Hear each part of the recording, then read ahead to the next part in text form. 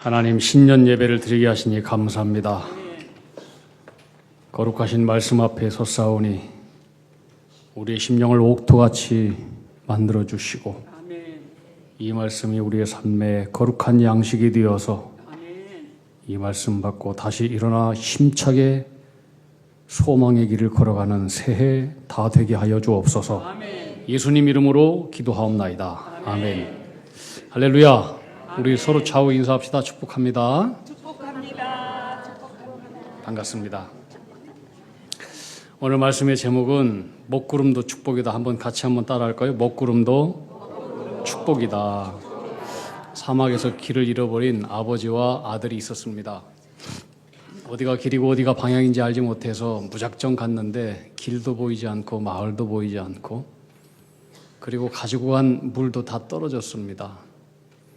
근데 설상가상 보니까 묘지가 여기저기 많이 있는 거예요. 그걸 보고 아들은 더욱더 절망했습니다. 아버지, 여기에 있는 그 무덤들도 이 사람들도 이 사막에서 길을 헤매다가 저렇게 죽은 거예요. 우리도 저렇게 다 죽을 거예요. 울었습니다. 그때 옆에 있는 아버지가 얘기합니다. 야, 아니다. 이건 우리가 살 수 있는 희망의 징조다. 여기에 공동묘지가 있다라고 하는 것은 틀림없이 주변에 마을이 있다라고 하는 증거도 될 수 있다. 그리고 모래 언덕을 딱 넘어갔더니 거기에 정말로 아름다운 오아시스 마을이 나타났다라고 하는 거예요. 여러분, 어떤 사람들은 사막의 무덤을 보고 절망하지만 어떤 사람들은 똑같은 것을 보면서 또 희망을 보기도 합니다. 그 예전에 제가 좋아했던 노래 가운데 산호라면이라고 하는 들국화가 불렀던 노래가 있습니다. 굉장히 희망적인, 가사가 희망적이라서 참 좋은 노래였습니다. 산호라면 언젠가는 밝은 날도 오겠지. 흐린 날도 날이 새면 해가 뜨지 않더냐. 새파랗게 젊다는 것이 한미천인데 째째하게 굴지 말고 가슴을 쫙 펴라. 내일은 해가 뜬다. 내일은 해가 뜬다. 여러분, 산호라면 흐린 날도 있고 밝은 날도 있고 진눈개비도 있고 오늘처럼 눈도 있고 폭풍도 있고 다 있습니다. 그런데 반드시 해는 어쩐다? 뜹니다. 해는 떠요. 비행기 타기 전에 이 땅에 먹구름도 있고 흐린 날도 있고 비도 있고 눈도 있고 그러지만은 비행기가 먹구름을 뚫고 하늘 높이 올라가면은 거기에 눈부신 태양이 세상을 비추고 있습니다. 여러분, 믿음이 뭡니까? 믿음은 땅에서 먹구름도 있고 진눈개비도 있고 어둠도 있고 캄캄할지라도 고통과 비바람이 있어도 저 높은 곳에 여전히 우리를 향해서 비추고 있는 하나님의 은혜의 햇살이 우리에게 있다라고 하는 것을 믿는 것이 그것이 믿음인 것입니다. 아멘. 여러분, 밝은 날이 좋습니까? 어두운 날이 좋습니까? 대부분 사람들은 다 밝은 날을 좋아합니다. 그런데 먹구름도 좋은 것입니다. 특별히 중동 땅에 있는 사람들은 햇볕 태양보다도 먹구름을 훨씬 더 좋아한다고 합니다. 그래서 그 사람들은 만날 때마다 어떻게 인사하느냐, 특별히 이란 사람들인데 이란 사람들은 누군가에게 축복을 할 때 이렇게 얘기합니다. 데이엠 세마쿰 가임. 데이엠 세마쿰 가임. 뭔 뜻이냐? 당신의 하늘에 언제나 구름으로 가득할 거야. 우리가 그런 축복을 하면 아마 뺨 맞을지도 모릅니다. 당신의 하늘은 언제나 구름으로 가득할 거야. 중동에는 항상 태양만 비치다 보니까 이게 사막이 되는 거예요. 그런 날에 태양을 가려주는 그늘막이 있고 메마른 땅에 생명의 물을 주는 비를 약속하는 먹구름이라고 하는 것은 그들에게 큰 축복인 거예요. 그래서 그들은 만날 때마다 당신의 하늘에 언제나 구름이 있기를 나는 축복합니다. 이렇게 축복을 하는 거예요. 자, 여러분, 옆에 계신 분에게 상대방의 얼굴을 면밀히 살피고 적당한 거리를 가지고 사주 경계태세를 하면서 한번 저랑 따라해 봅시다. 옆 사람에게.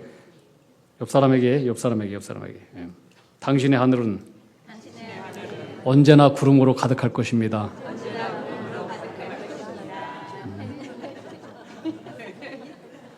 안전합니까? 여러분, 햇볕만 좋은 것이 아닙니다. 구름도 좋은 것입니다. 구름도 좋은 거예요. 전도서 3장 11절에 보면 하나님이 모든 것을 지으시되 때를 따라 아름답게 하셨다. 때를 따라 하나님께서는 다 아름답게 하셨어요. 그러면서 말씀하시기를 또 사람들에게는 영원을 사모하는 마음을 주셨느니라. 그러나 하나님이 하시는 일의 시종을 사람으로 하여금 측량할 수 없도록 하셨다. 하나님이 모든 것을 지으시되 때를 따라 아름답게 하셨다. 이게 새 표준 성경 번역으로는 이렇게 써 있어요. 하나님은 모든 것을 제때에 알맞게 일어나도록 만드셨다. 여러분, 인생의 푸른 하늘도 좋은 것이고 인생의 먹구름도 좋은 것이고 건강도 좋고 병듦도 좋고 성공도 좋고 실패도 좋고 찢을 때도 좋고 꿰맬 때도 좋고, 찢을 때는 우리는 아파요. 고통스러워요. 그러나 암이 있을 땐 찢어야 돼요. 찢어서 그걸 빼내야 되는 거예요. 찢을 때 아프지만은 좋은 거예요. 좋은 거예요. 찢을 때도 좋고 꿰맬 때도 좋고 고요한 날도 있고 번개치는 날도 있고 형통한 날도 있고 폭풍 치는 날도 있고, 하나님은 우리 인생 가운데 그게 다 필요해서 좋은 것이기 때문에 제때에 알맞게 일어나도록 우리 인생 가운데 그걸 두셨다라고 하는 거예요.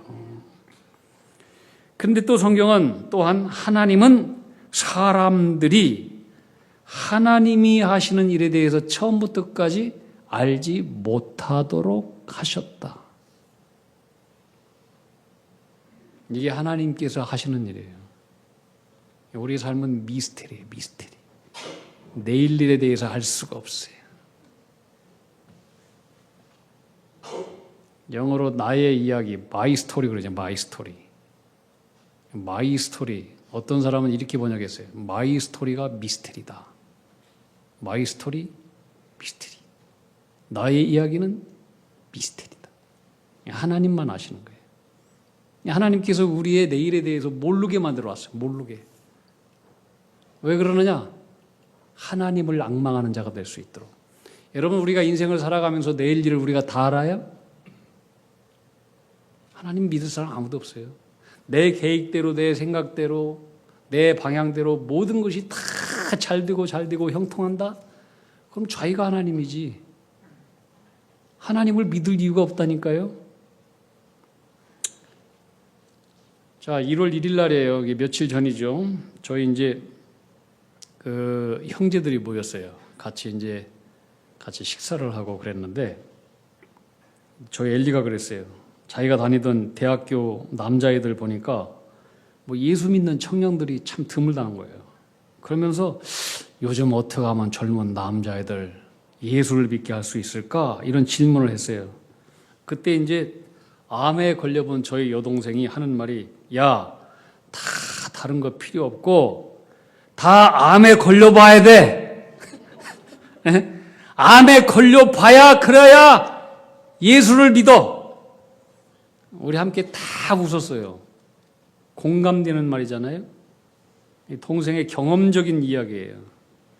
사람들은 고난을 겪어봐야 하나님을 의지하는 마음이 조금이라도 생겨요. 조금이라도.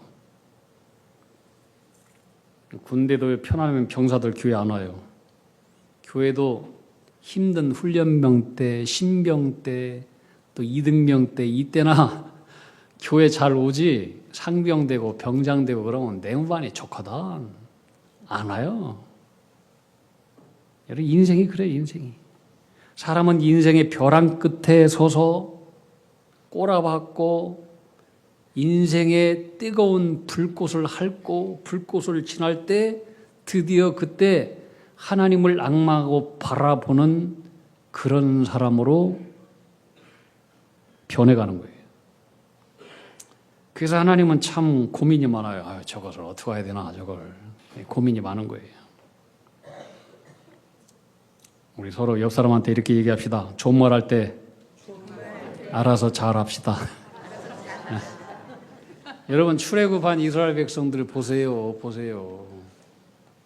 왜 40년 동안 광야 생활 속에서 뺑뺑이 돌았어요? 온 길 또 가고 간 길 또 가고 또 돌고 또 돌고. 존말할 때 말 안 들어서 그런 거예요. 존말할 때. 신명기 8장 2절에 보면 이런 말씀이 나와요. 너의 하나님 여호와께서 이 40년 동안에 광야 백성들 이 40년 동안에 너에게 이 광야길을 걷게 하신 것을 기억하라. 누가 이 광야 40년 길을 걷게 하셨어요? 어떤 분이 주도를 해서? 하나님께서 그들로 하여금 그 길을 걷게 하신 거예요. 계속해서 3절을 보시면 너를 낮추시며 너를 줄이게 하시며 또 너도 알지 못하며 내 조상들도 알지 못하던 만나를 너에게 먹이신 것은, 자 보세요, 이스라엘 백성들을 낮추시고 줄이게 하시고 광야의 그 허름한 음식을 먹게 하시고, 이거 누가 주도하신 겁니까? 이거 하나님께서 하셨다는 거예요. 하나님께서 하신 일이에요.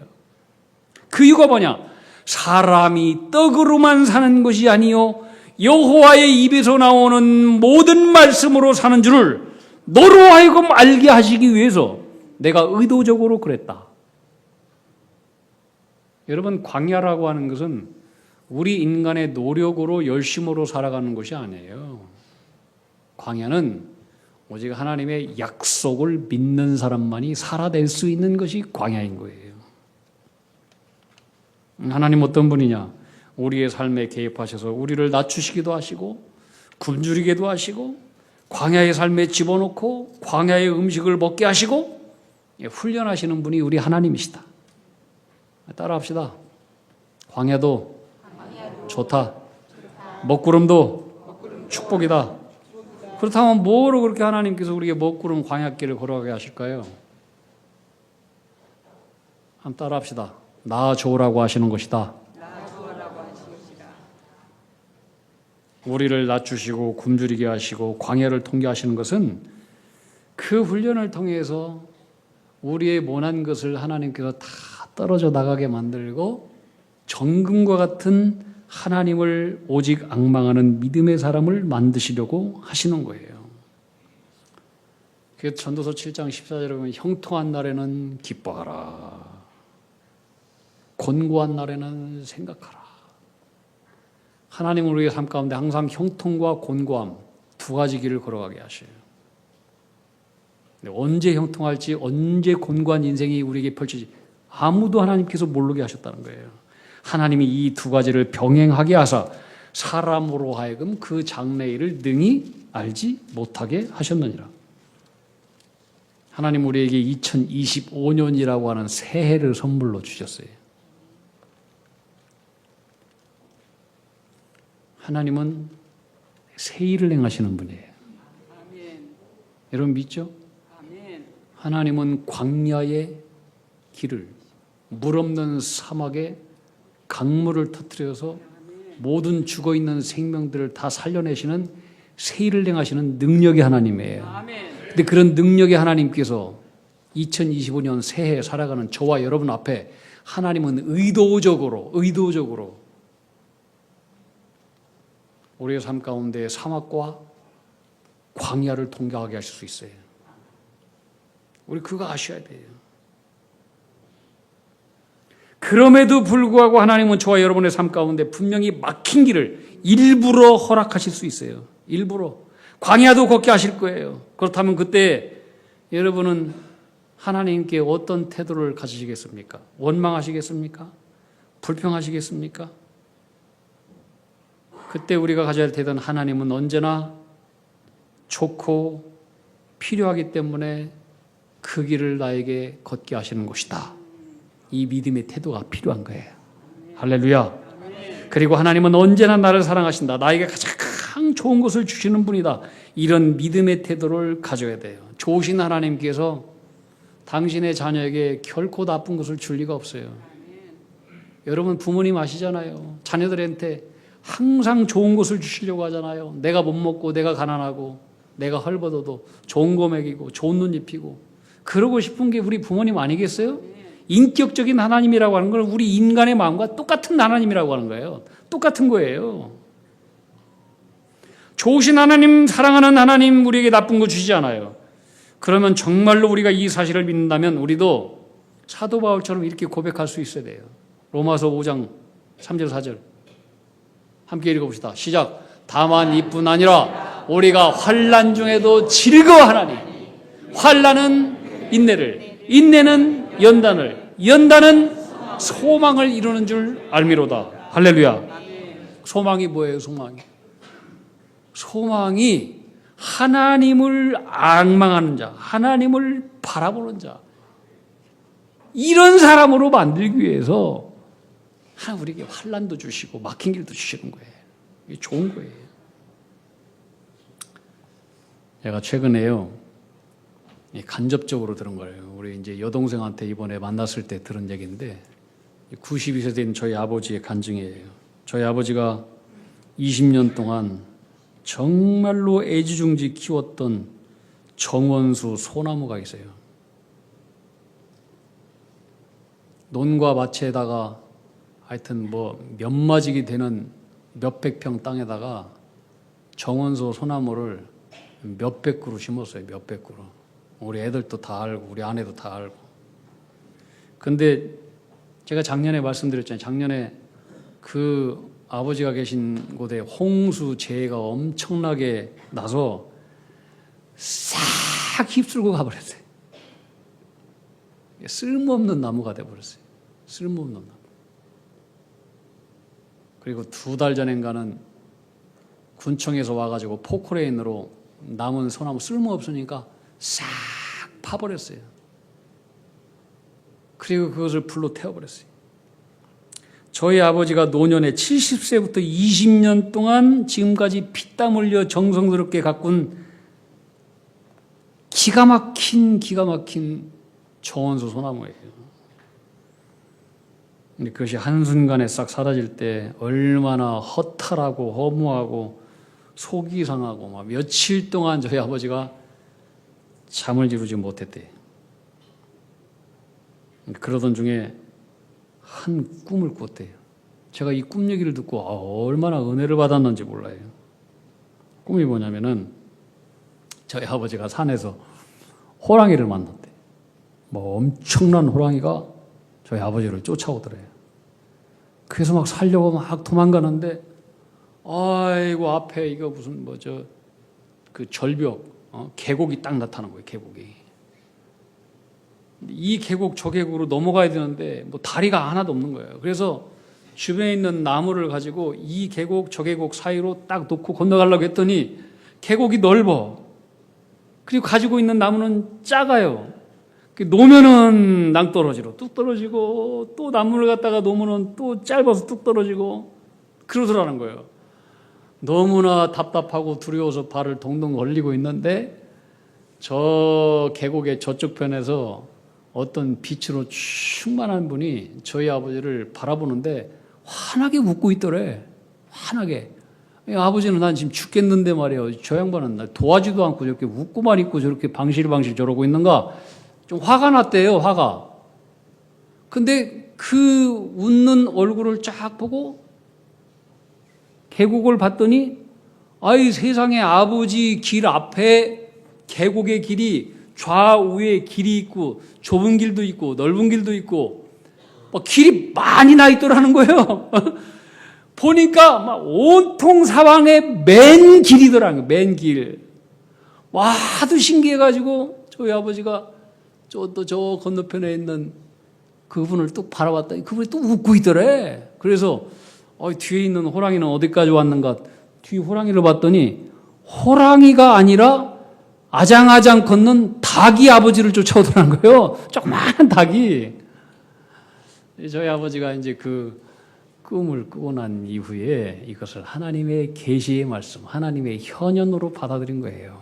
이 꿈을 꿨는데 알 수 없는 마음의 평안함이 오고 마음에 그동안 그렇게 괴롭힘을 당하고 괴롭고 힘들고 막 답답하고 그랬던 마음이 한순간에 싹 사라지고 고요함이 생기면서 기쁨과 찬송이 흘러나왔다는 거예요.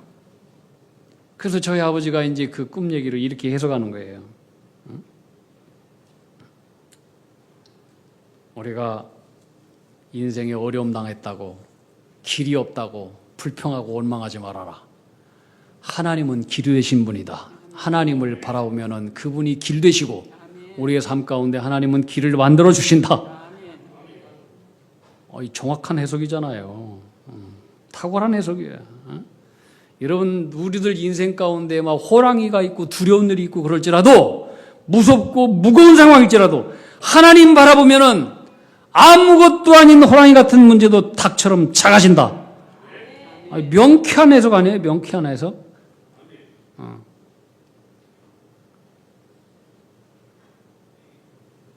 여러분, 하나님께는 문제가 크냐 작으냐 아무 문제가 되지 않습니다.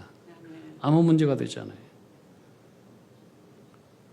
중요한 것은 내가 그때 무엇을 바라보느냐, 나의 믿음의 시선과 믿음의 태도가 중요한 것입니다.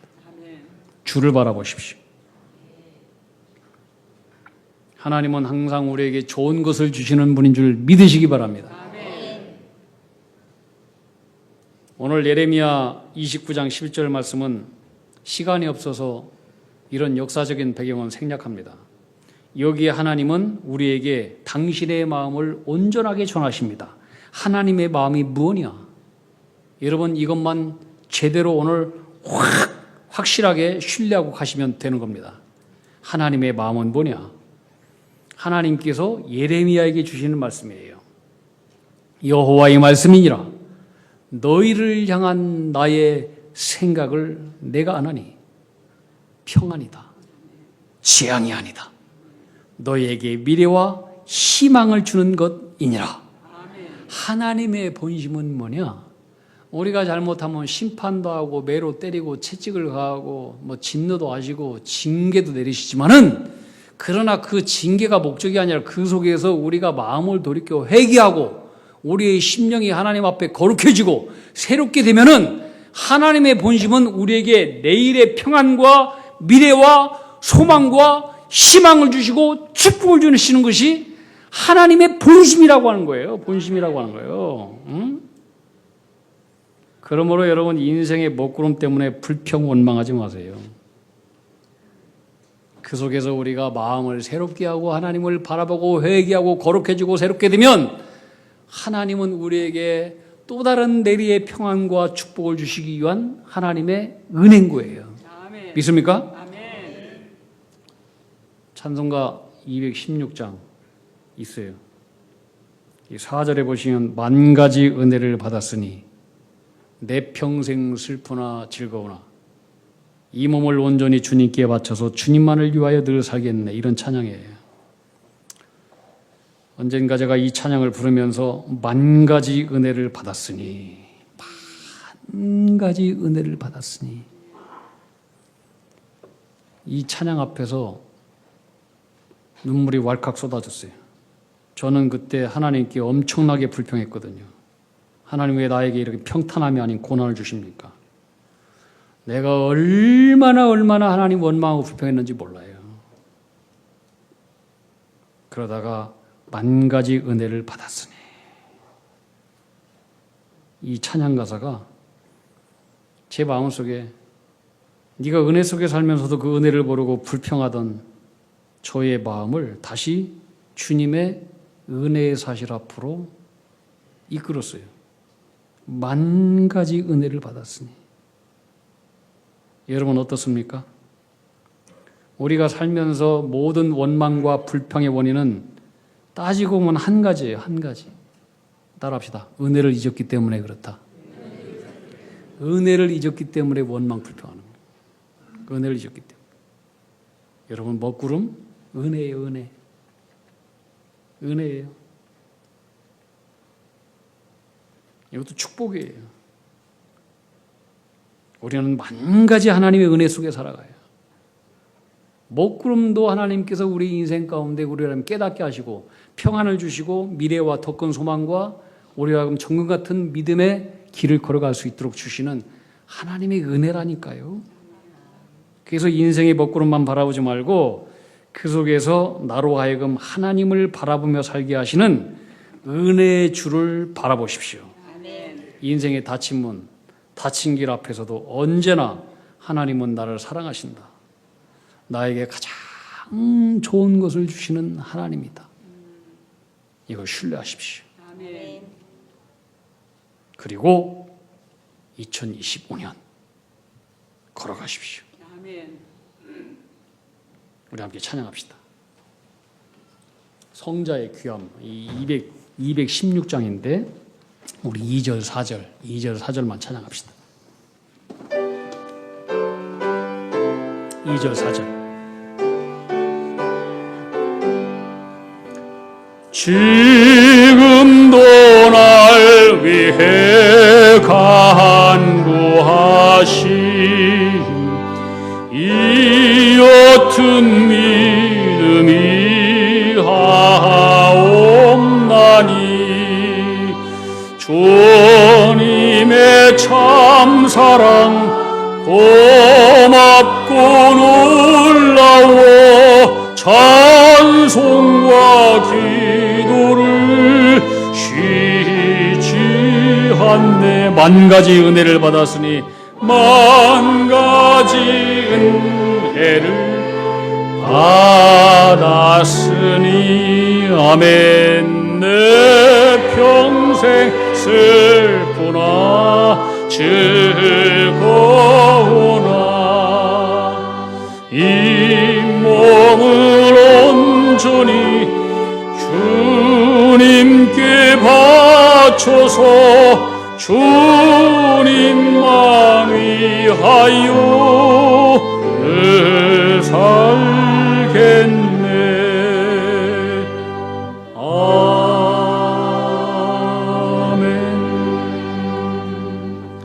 새해를 주신 하나님 감사합니다. 임마누엘 되신 주님과 함께 모든 것을 감사로 받고 어느 때나 가장 좋은 것을 나에게 주시는 은혜의 주님을 온전히 신뢰하며 믿음으로 당차게 새해 주신 이 선물을 걸어가며 승리의 발자국을 남기는 하나님의 종들로 살게 하여 주시옵소서. 우리 구주 예수님 이름 받들어 기도하옵나이다. 아멘.